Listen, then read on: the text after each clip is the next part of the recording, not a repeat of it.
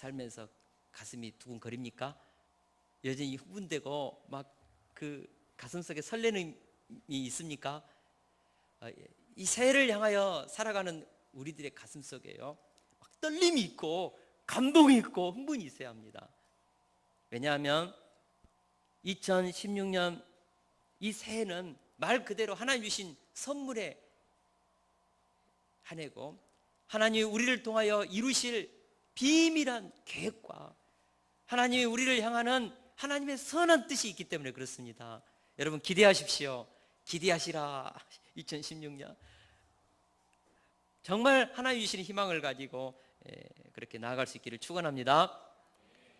연초부터 북한의 수소폭탄 핵실험 성공했다는 뉴스에 국내뿐만 아니라 전 세계가 떠들썩합니다. 이로 인해서 금요일 종오부터 정부는 그동안 8.15 합의에 기초해서 대북 방송을 중단했는데 다시 대북 확성 방송을 시작했습니다. 앞으로 강대강의 대치 전국이 어떻게 흘러갈지 사실은 걱정이 됩니다. 보편적으로 위기는 인간의 잘못된 판단으로부터 시작됩니다.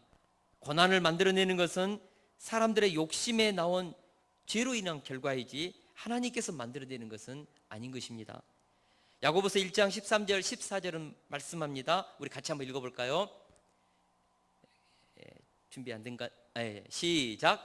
사람이 시험을 받을 때에 내가 하나님께 시험을 받는다 하지 말지니 하나님은 악에게 시험을 받지도 아니하시고 친히 아무도 시험하지 아니하시느니라.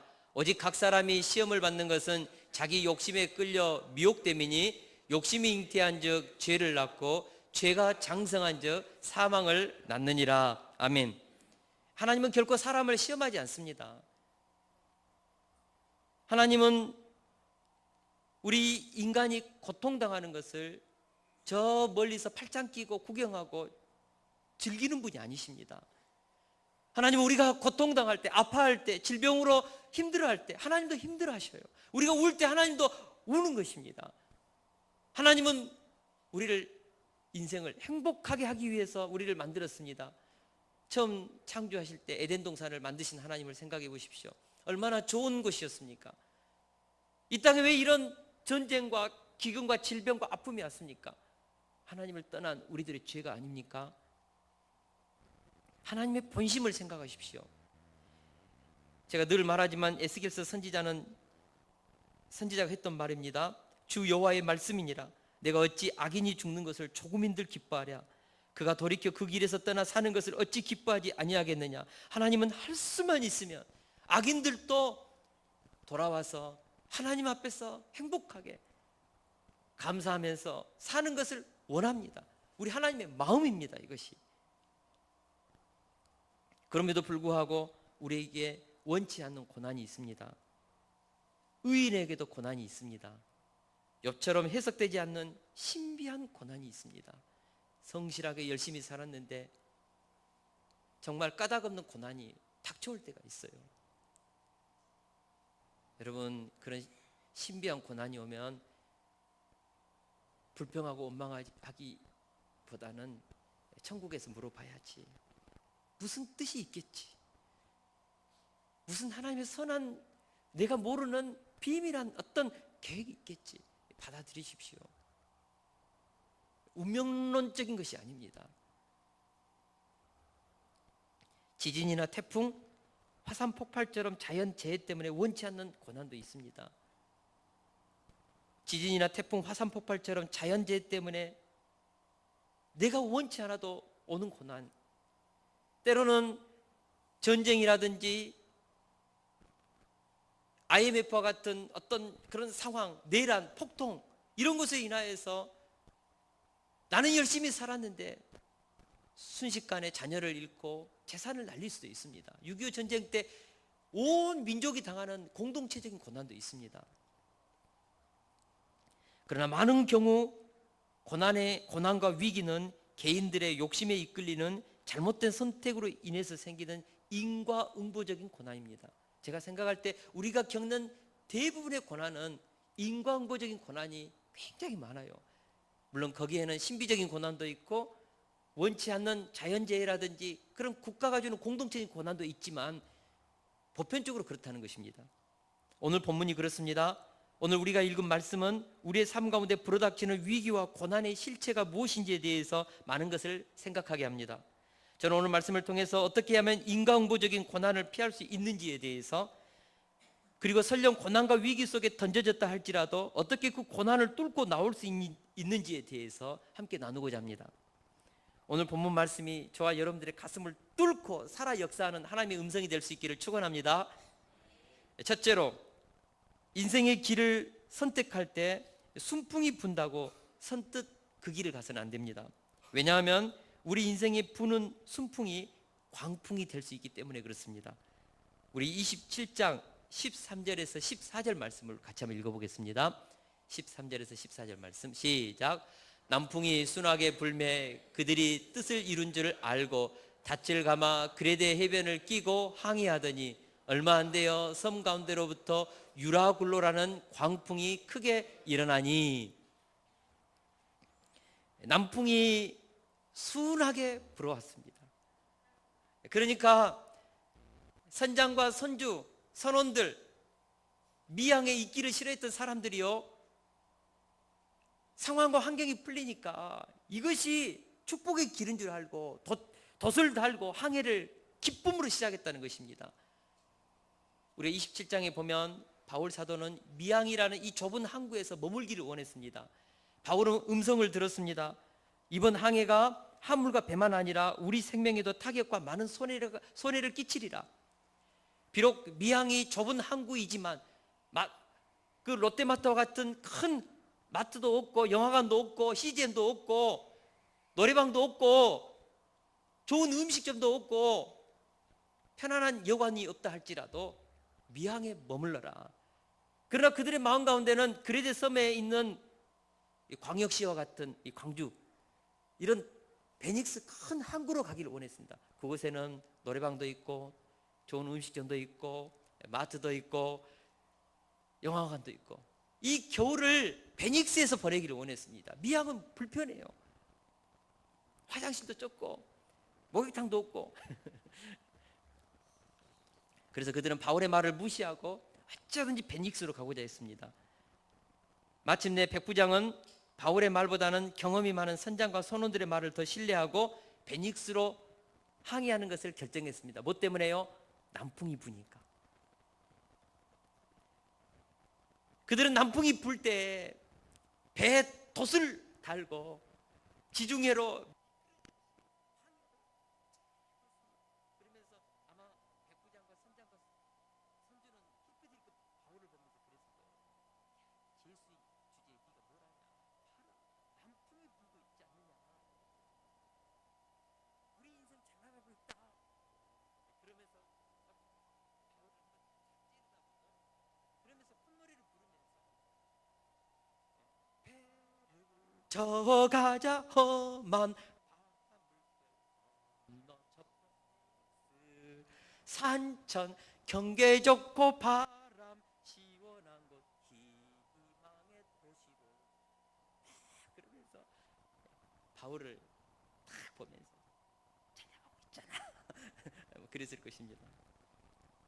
인생에 순풍이 불 때가 있습니다. 모든 상황과 형편이 자신이 원하는 쪽으로 착착 열릴 때가 있습니다. 이런 경우를 만나면 거의 제가 생각했을 때는 80-90% 사람들은 그 인생에 있어서 남풍이 불 때, 순풍이 불어올 때 깃발을 올리고 인생의 항해를 시작하는 것이죠.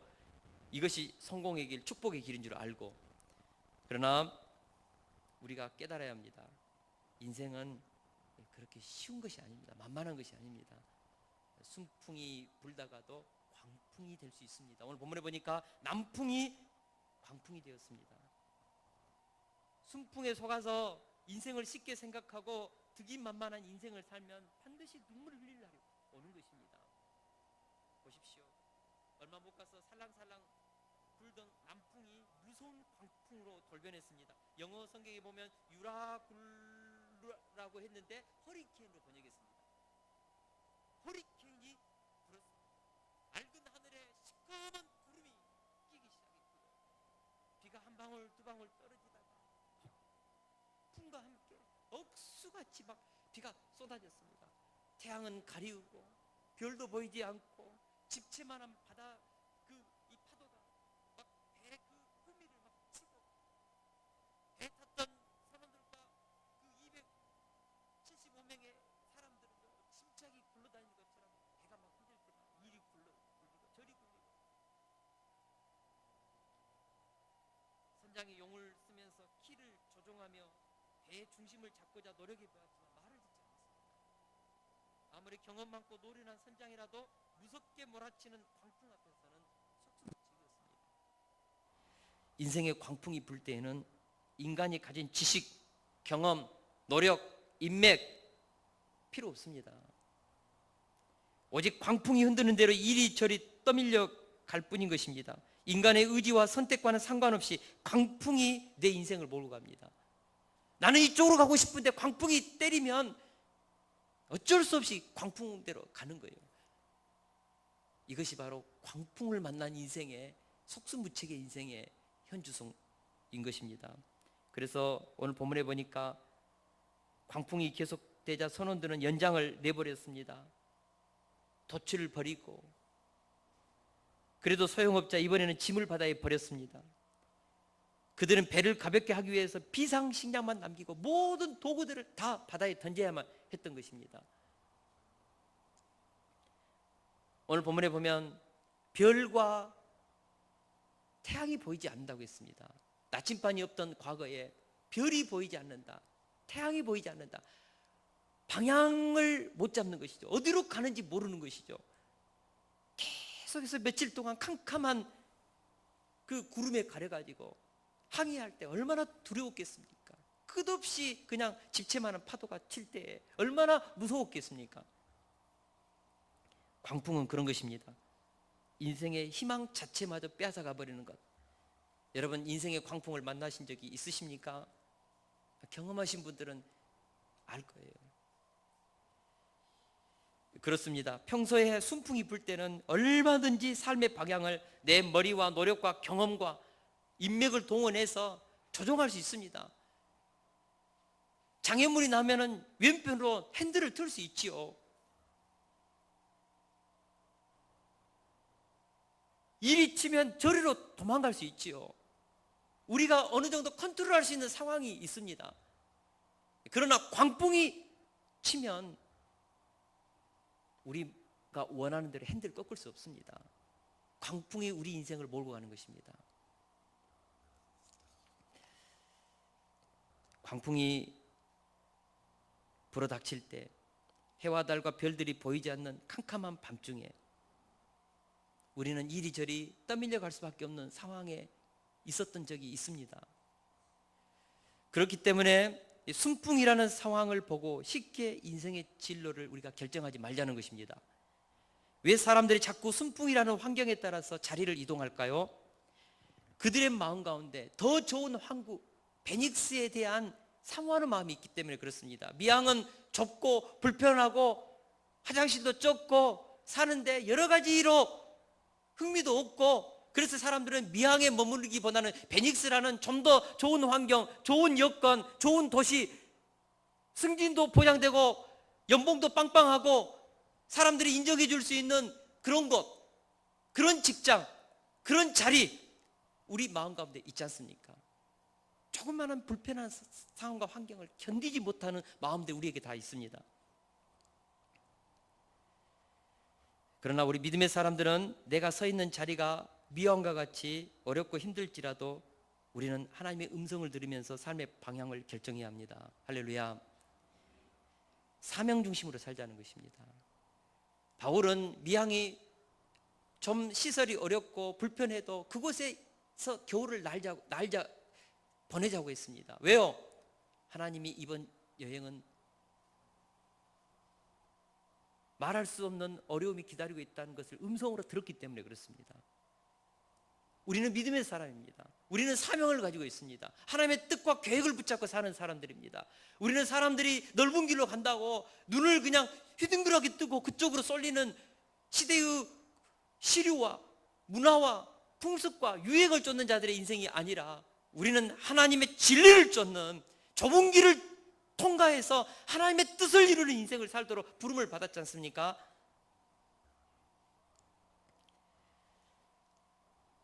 그러므로 우리는 하나님이 내게 주신 미양이라는 좀 좁고 불편한 자리를 할지라도 하나님이 나를 그곳에 두고자 하고 그곳에서 내게 뜻이 있다면 우리는 그곳에 머물러야 합니다. 그곳이 더 안전해요. 남들이 볼 때는 좀 후접하고 남들이 볼 때는 좀 불편해 보여도 하나님이 보실 때는 그곳이 더 안전할 때가 있다고요. 그러나 우리 인간의 마음에는 조금 더 편하고 조금 더 좋은 장소인 베닉스를 향하는 마음이 있기 때문에 남풍이 불어오는 환경을 만나면 즉시로 항해를 시작하는 것입니다. 그러나 하나님의 음성을 따라 움직이는 사람은 상황과 환경이 문제가 아닌 것입니다. 우리는 절대로 편안하고 좋은 환경, 안락한 위치를 따라 자리 이동을 하지 않습니다.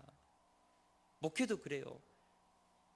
수가 많고 재정이 많고 안정적인 곳을 향하여 길을 쓰고 그곳을 향하여 가는 것입니다. 거기에 행복이 있고 거기에 삶에 어떤 형통이 있다고 생각하기 때문에 그렇습니다.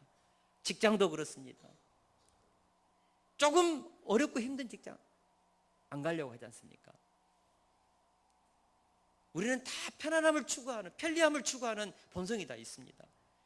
그러나 우리 믿음의 사람들은, 우리 사명을 붙잡고 사는 사람들은 하나님의 뜻이 더 중요합니다. 하나님의 뜻을 붙잡는 사람들에게 형통이 있고 거기에 성공이 있고 승리가 있습니다. 요셉이 노예로 팔려간 애굽에 총리라는 어마어마한 성공이 기다리고 있는 줄 어떻게 알았겠습니까? 다니엘은 포로로 끌려간 그 바벨론에서 총리라는 그 엄청난 시대를 끌어가는 리더의 인생을 살 줄을 누가 알았겠습니까? 여러분, 영안을 여세요. 하나님의 음성을 들으십시오. 베닉스라는 항구를 쫓아서, 상황과 환경을 쫓아서 살지 마세요. 성경을 읽으십시오. 할렐루야. 한국 교육계의 별처럼 빛나는 분이 계십니다.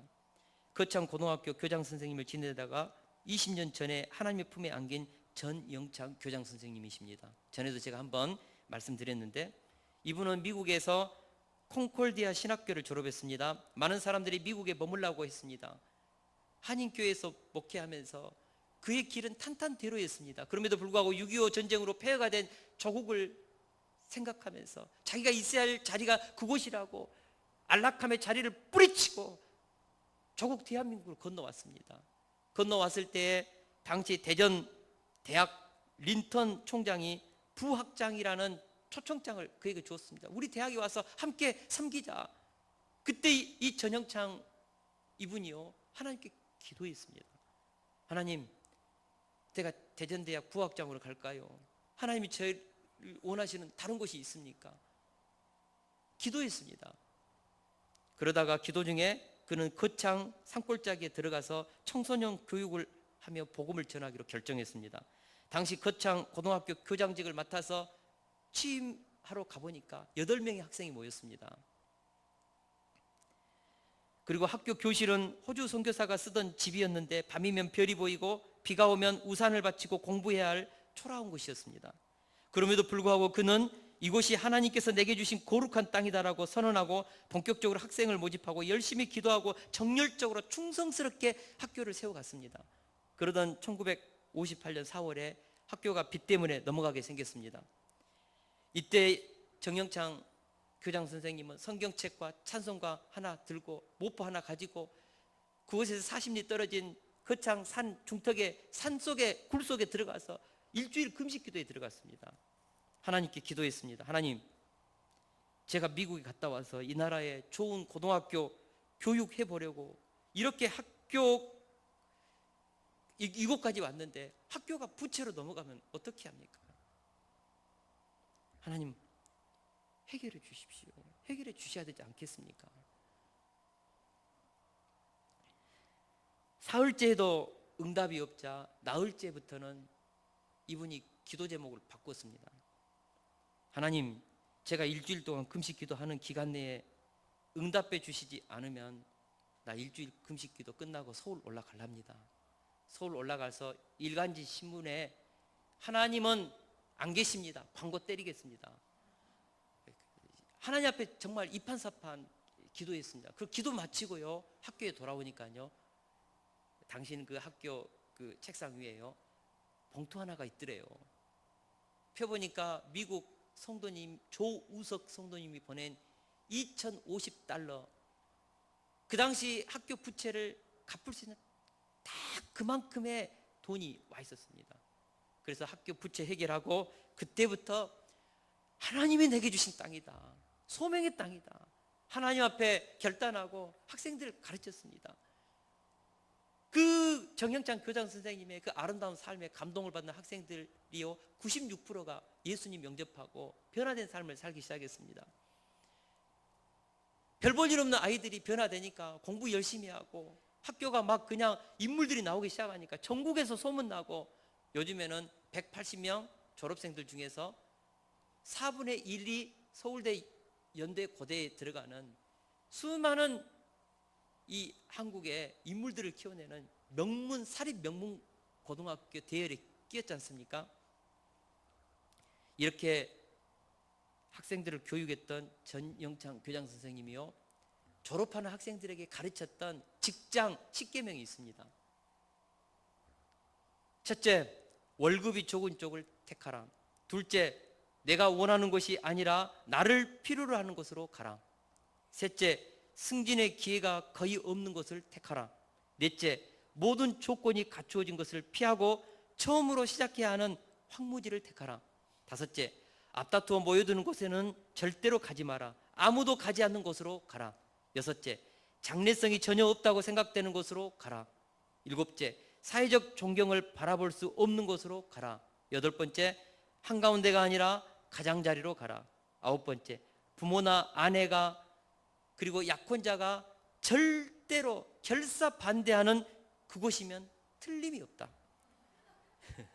열 번째, 왕관이 아니라 단두대가 기다리고 있는 곳으로 가라.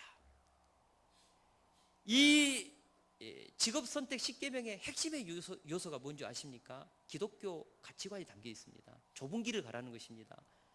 내 양심이 진짜 원하고 내가 하고 싶은 것, 그리고 나를 필요로 하는 것, 그곳에 가서 하나님 사명 붙잡고 하나님의 뜻을 위해서 헌신해라. 하나님이 너의 인생을 사용한다, 기적처럼 사용한다. 너를 통해 하나님의 영광 드러내고 그곳에서 하나님의 복의 문이 열린다. 그렇게 해서 수많은 인재들을 키워냈습니다. 오늘 말씀도 그것입니다.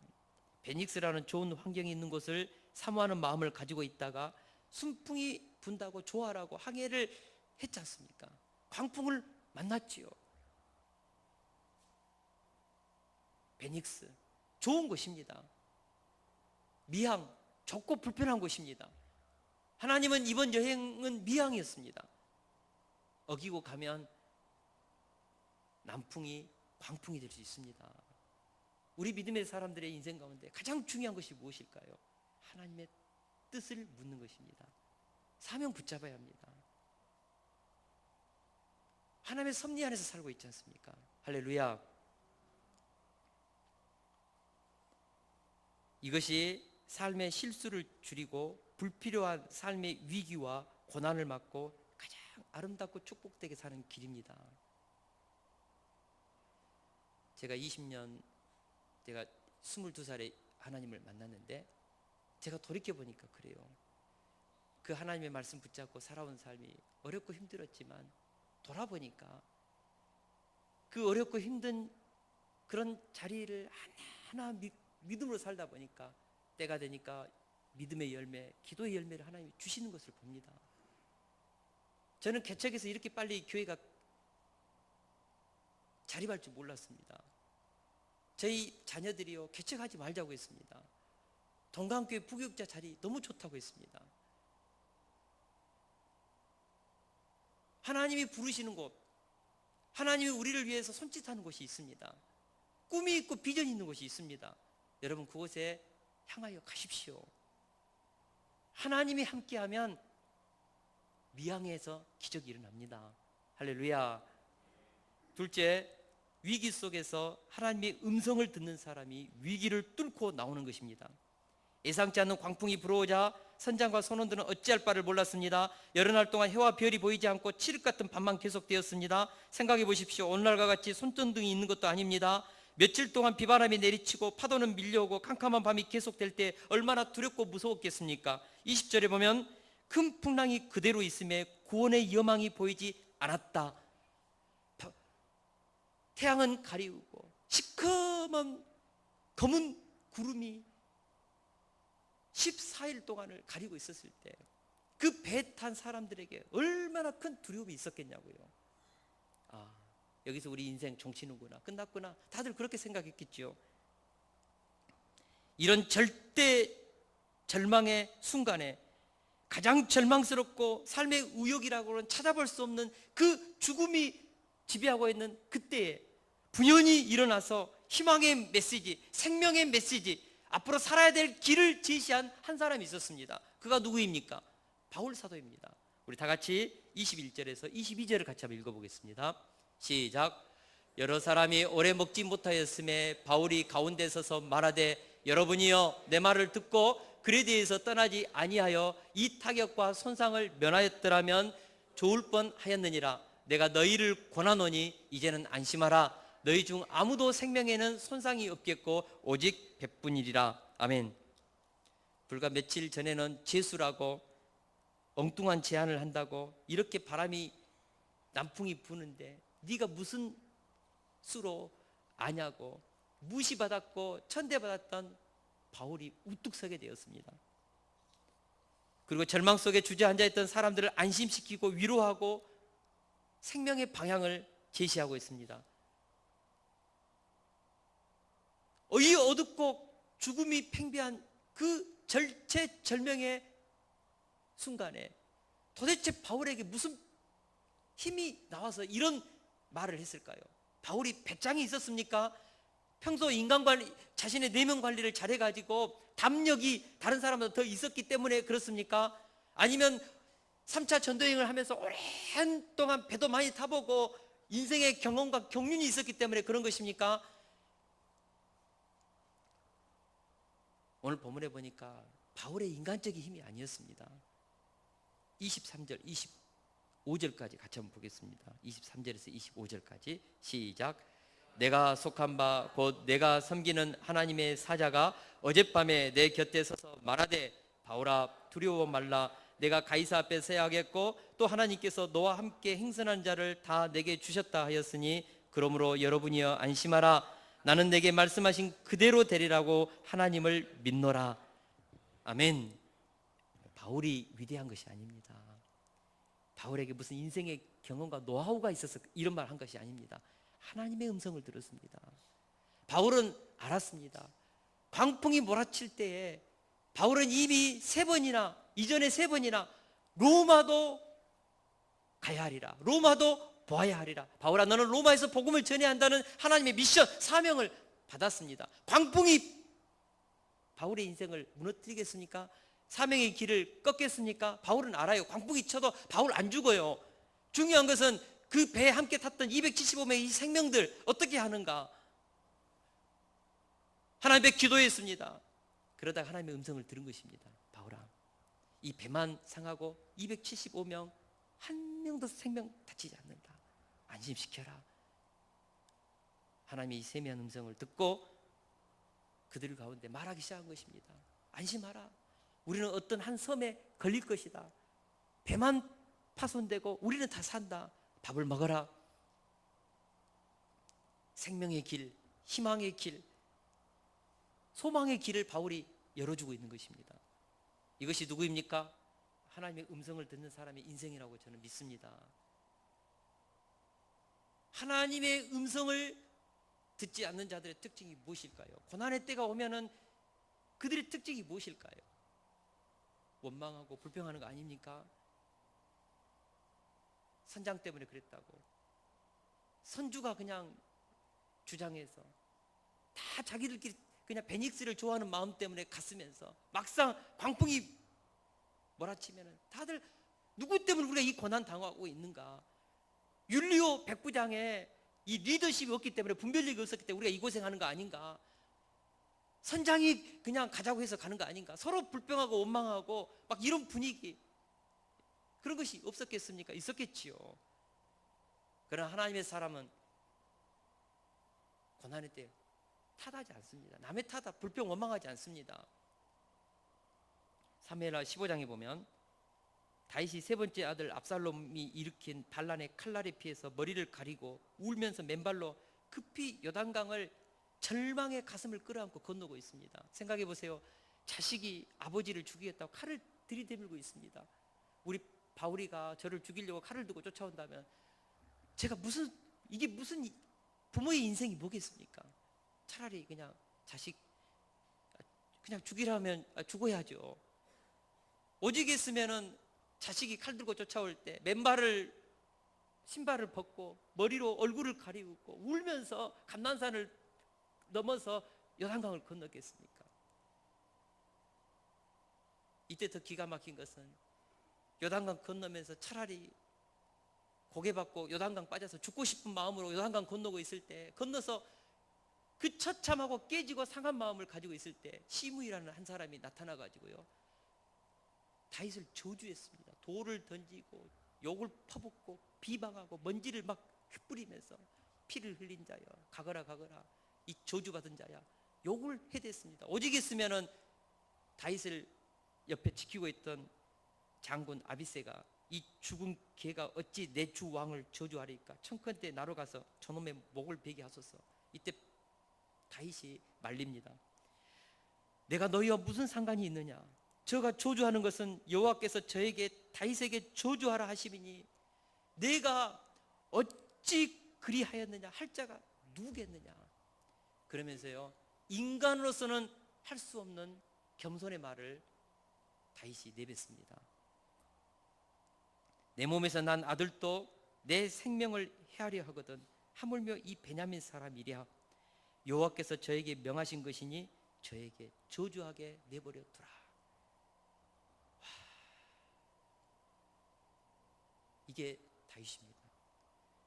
그 고난의 때에 시므이가 퍼붓는 저주, 하나님께서 내게 이 고난의 잔을 주셨다면 그 고난의 잔을 받겠습니다. 저 저주의 소리, 비난의 소리, 조롱의 소리 듣겠습니다. 이 고난이 압살롬 내 자식 때문이 아닙니다. 이 고난이 압살롬 편에 섰던 내 신하들의 배반하던 내 믿었던 발에 찍는 배신자들이 때문이 아닙니다. 다윗은 하나님 앞에서 현재 이 고난의 상황을 자신 때문으로 받아들이고, 주님, 제가 죄가 있다면 주님 다루십시오. 고난 받겠습니다. 저주의 소리 듣겠습니다. 그러나 주님, 혹시라도 저희 가는 길에 은혜를 베풀어 주십시오. 마치 수르보니 여인이 그 밥상에 떨어진 부스러기 축복이라도 구하는 마음으로 하나님께 기도했지 않습니까? 혹시 이것 때문에 내가 복을 받을지 누가 아냐. 저는 이것이 고난을 수용하는 믿음의 사람들의 자세라고 봅니다. 여러분, 고난의 때에 나무 탓, 환경 탓, 부모 탓, 상사 탓, 남편 탓, 아내 탓 탓하는 거 하지 마세요. 보편적으로 고난은 우리의 욕심 때문에 발생하는 경우가 많습니다. 또한 우리가 의롭게 살려고 해도 하나님이 신비한 어떤 속에서 고난을 당할 때도 있습니다. 중요한 것은 고난을 받아들이는 우리의 자세입니다. 뜻이 있겠지, 하나님의 무슨 계획이 있겠지, 지금은 알지 못해도 천국에 가서 주님께 물어보면 정말 하나님의 선한 답이 있겠지.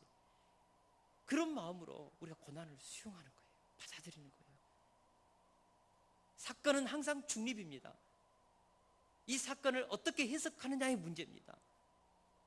우리가 잘 아는 것처럼 가데스 바네아에서 모세가 12정탐꾼을 보냈지 않습니까? 똑같이 40일 동안 가나안 땅을 정탐하고 왔습니다. 10명의 정탐꾼들은 이상한 해석을 했습니다. 성벽이 높고 병거를 가지고 있고 안악자손이 있고 우리는 메뚜기 같고 정복할 수 없습니다. 우리는 죽었습니다. 처자는 다 우리는 죽을 것입니다. 여호수아와 갈렙, 하나님이 우리와 함께 하시면 그들은 차려놓은 밥상이다. 먹으러 가자. 하나님께서 우리와 함께 하시면 우리는 이길 수 있다. 해석이 달랐습니다. 우리 그리스도인들에게 있어서 우리 인생을 잘 해석해야 합니다. 여러분, 우리 그리스도인들은 해석을 잘해야 합니다. 사건은 중립입니다. 감정도 중립입니다. 해석을 잘하면 하나님의 섭리가 보이고, 해석을 잘하면 복의 문이 열립니다. 다윗이 그랬지 않습니까?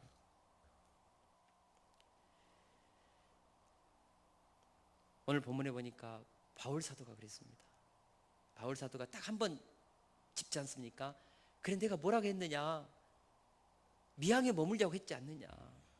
그리고 나서는 바로 그들의 원망과 불평과 비방을 하려고 하는 의도가 아닙니다. 하나님의 뜻을 가르치기 위해서입니다. 그러면서 살 길을 얘기하지 않습니까? 웬만했으면 바울이 지금 애매하게 받은 고난이지 않습니까? 내가 미항에 있자고 했는데 율리오, 당신 왜 이렇게 그냥 남풍이 분다고 갔어? 선장, 네가 뭘 안다고? 왜 하나님의 말을 안 듣냐고? 나 이 고생 시키냐고? 내 가는 길을 막냐고? 막 비난하고 조롱을 퍼붓고, 봐라 이 꼴이 뭐냐고. 바울 그렇게 얘기할 수 있잖아요. 근데 바울 사도 그렇게 얘기하지 않았습니다. 불평 원망하지 않았습니다.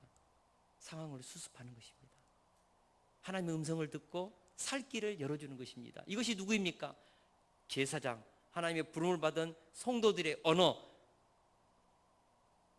예수 그리스도를 붙잡고 살아가는 하나님의 자녀들의 인생이 아닙니까? 살려내야죠. 우리를 왕같은 제사장으로, 거룩한 나라로, 그의 소유된 백성으로 우리를 택하여 불렀는데 제사장의 인생을 살아야죠. 여러분, 제사장은 살리는 인생입니다. 제사장은 죄를 고백해도 비난하지 않습니다. 우리가 왕같은 제사장 인생을 살아야 합니다. 이 땅에 하나님의 나라를 오게 해야 합니다. 먼저 그의 나라와 그의 의를 구해야 합니다. 할렐루야. 사랑하는 세속성도 여러분, 우리가 시련을 만났을 때 결코 다른 사람의 탓이나 환경 탓 돌리지 맙시다. 다 내 욕심 때문이고, 다 내가 교만하기 때문이고, 내가 잘못 선택해서 일어난 일입니다. 원망하지 말고, 그래요, 주님 저 때문입니다. 때로는 이해할 수 없는 고난 앞에서도 요처럼 다윗처럼, 하나님 도대체 무슨 뜻이 있는지 해석은 안 되지만, 하나님 이 고난을 통하여서 더 좋은 일 주시려고 그러겠지요. 기대합니다. 하나님, 그렇게 기도하는 것입니다. 하나님이 그렇게 해석하고 믿음으로 나아갈 때 하나님 우리를 들어 쓰십니다. 고난 속에서 하나님의 음성을 듣는 자가 고난을 뚫고 나오는 것입니다.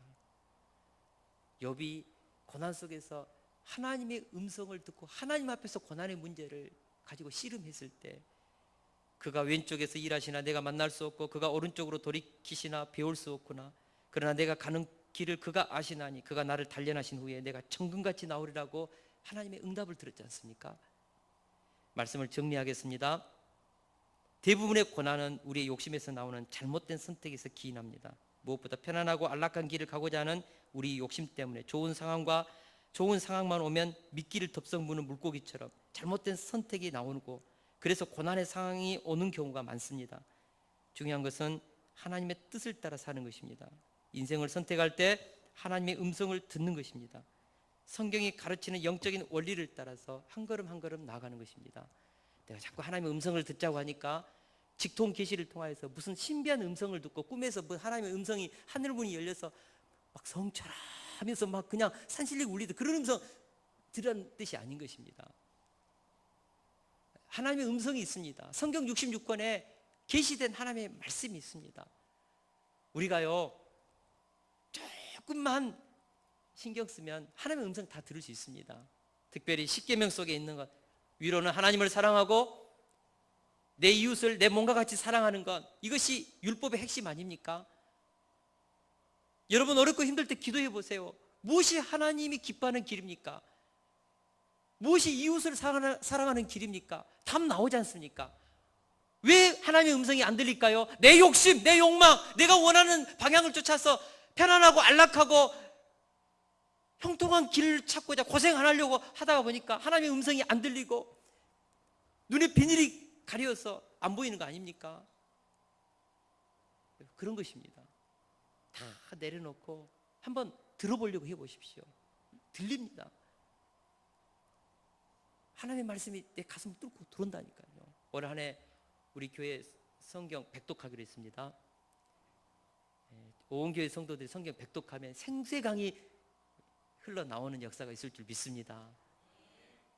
가정에서, 교회에서 우리의 심령에 생수의 강이 흘러나와서 죽음의 바다 사해도 살리고 황폐한 땅에 숯불이 과일이 자라고 약초도 자라고 치유하고 회복되는 그런 기적의 인생이 2016년 한 해 동안 있을 줄로 믿습니다. 어떤 사람에게요? 하나님의 음성을 듣는 사람에게요. 하나님의 말씀을 듣는 사람들에게요. 하나님의 말씀을 붙잡고 사는 사람들에게 저는 기적이 있을 줄로 믿습니다. 이 찬양하고 같이 기도하는 시간 갖겠습니다. 아침 안개 눈앞 가리듯 나의 약한 믿음 의심 쌓일 때 주여 믿음을 회복시켜 주시고 하나님의 음성을 듣게 하여 주옵소서. 상황과 환경을 보고